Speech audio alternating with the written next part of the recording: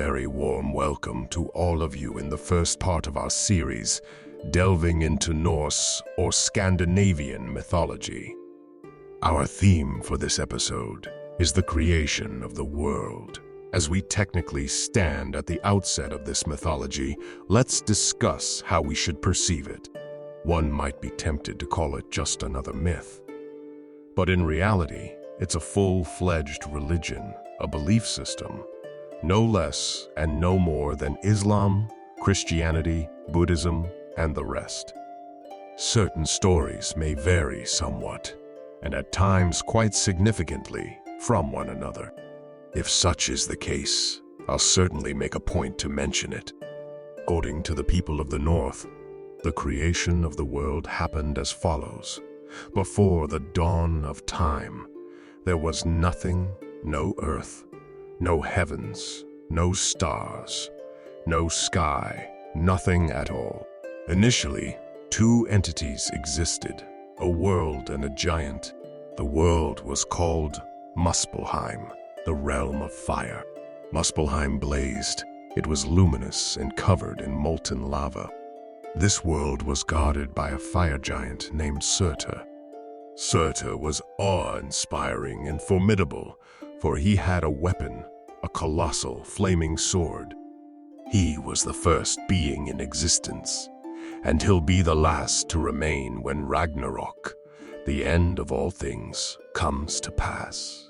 After that, we don't know exactly how much time passed before another world came into being. Niflheim, the realm of ice. Niflheim was cold. In fact, it was utterly frigid, and everything was deeply blanketed in murky fog and ice. The myths say nothing about who or what created these two worlds or how they came into being. Anyone familiar with George R.R. Martin's work, The World of a Song of Ice and Fire, has its origins here. Between Muspelheim and Niflheim, there was a void known as Ginnunga Gap, or the Yawning Chasm. So, imagine dividing the entire universe into three parts. You're in the center, Niflheim. The icy fog is to your north, and to your south is Muspelheim, the fiery fog. Where you are, right in the middle, that's the vast nothingness, the Ginnunga. In Niflheim, there was a source known as Hvergelmir. The Hvergelmir was a poisonous spring. What happened was that from this spring, 11 rivers flowed into the void, the Ginnunga Gap.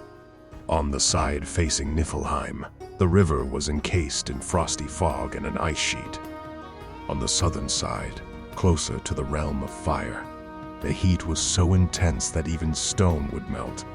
However, in the center of the void, where ice and fire met, the conditions were pleasant. The ice started melting and began to drip. The warmth from Muspelheim breathed life into the droplets, which came together to form the first ice giant, Ymir. Ymir was larger than the worlds themselves. One version portrays him as the mightiest giant to ever live, while another regards him as an equal to Surtur, the fire giant. Essentially, another creature formed from the melting ice, a cow. Therefore, the first figure to form from ice was Ymir, the massive ice giant, and there was also a cow named Audhumla. You think this is strange? Just wait until the end. This cow had two roles. The first was that 4 rivers of milk flowed from her udder.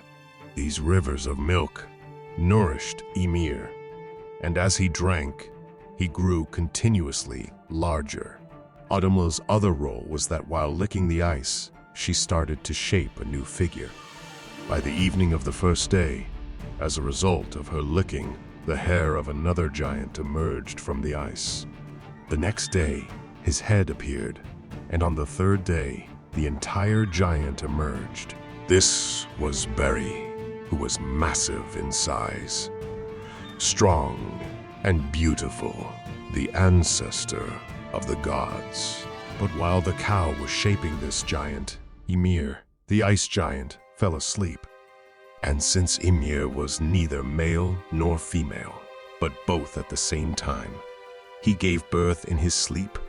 A male and female giant were born from his left armpit, and one of his legs fathered a boy. Thus, a six-headed giant was born. Then it happened that Vili, who was formed by the cow, created a child together with a female ice giant. It's important to know that the female ice giant is only an assumption because the story does not mention her. The giants who simply appear are likely all Ymir's children. Likely, but not certain.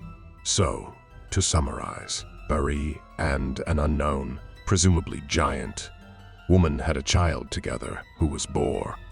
There was another ice giant about whom we also do not know how he got there. His name was Bolthorn, and he had a daughter, Bestla. It happened that Bor, Vili's son, and Bestla, Bolthorn's daughter, had 3 sons as the fruit of their collective effort. The first 3 gods, the eldest Odin, Vili, and the youngest Vili. The next parts can be told in 2 ways. In the first version, when the 3 gods reached manhood, they saw that to the south was Muspelheim, to the north was Niflheim.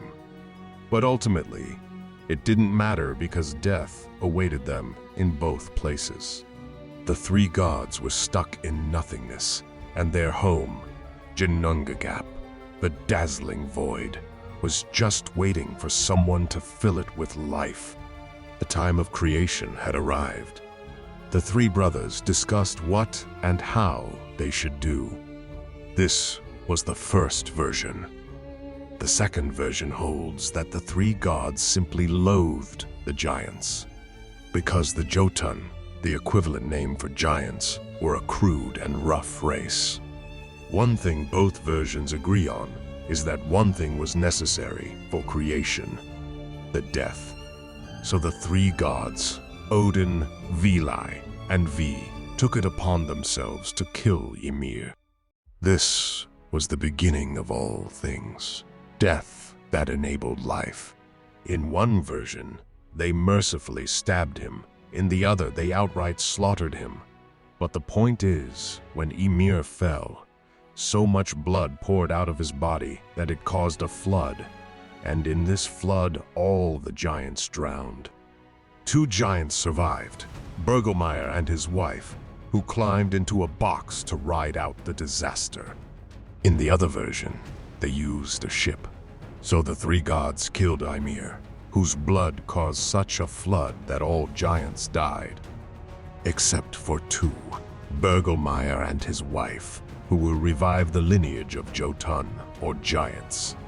The creation of the world went as follows. Ymir, the ice giant, was, in the literal sense, recycled after the murder. The 3 gods, Odin, Vili, and Vi, dragged Ymir's corpse to the center of Ginnungagap.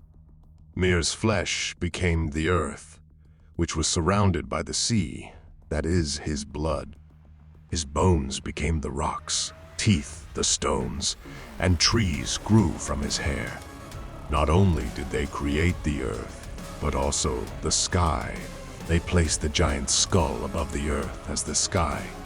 Therefore, when we look up at the sky, we see the inside of Ymir's skull. The clouds that we see in the sky were formed from Ymir's brain. The 3 brothers also captured some sparks that originated from the fiery world of Muspelheim. These sparks were placed in the sky as stars, like fiery lamps to provide light. The planets were also created from these sparks, set to move along a predetermined path, and they also established the alternation of day and night. Both the day and the night are represented by a giant. The dark giantess Nut represents the night. She has a brilliant sun, Dagar, or day. They, the 2 of them, circle the world, following each other every single day. The moon and the sun, Mani and Sol, brother and sister, wonderfully beautiful siblings, were also placed in the sky by the gods. Moreover, they found worms in Ymir's body. They gave these worms consciousness, intellect, and a human appearance. They became the Dwarfs. The 4 cardinal points are represented by 4 different dwarves: Nordri, or north; Sudri, or south; Austri, or east; and Vestri, or west. These 4 dwarves were also placed in the sky by the gods. Quoting from the Prose Edda, they took Ymir, hauled him to the very center of Ginnungagap, and created the earth from his body. Whether we consider a cosmic explosion or the recycling of Ymir's body more credible, each one can decide for themselves. In any case, this was the story of the creation of the world to receive life. Someone had to die. I conclude the first part of the Scandinavian mythology here. I know you are very interested in what happened to the cow. Unfortunately, we do not know that. If you're curious about what the world tree is, how man was created, and what the 9 worlds are, stick with us, because we'll discuss these in the second part. Thank you very much for your attention. Goodbye.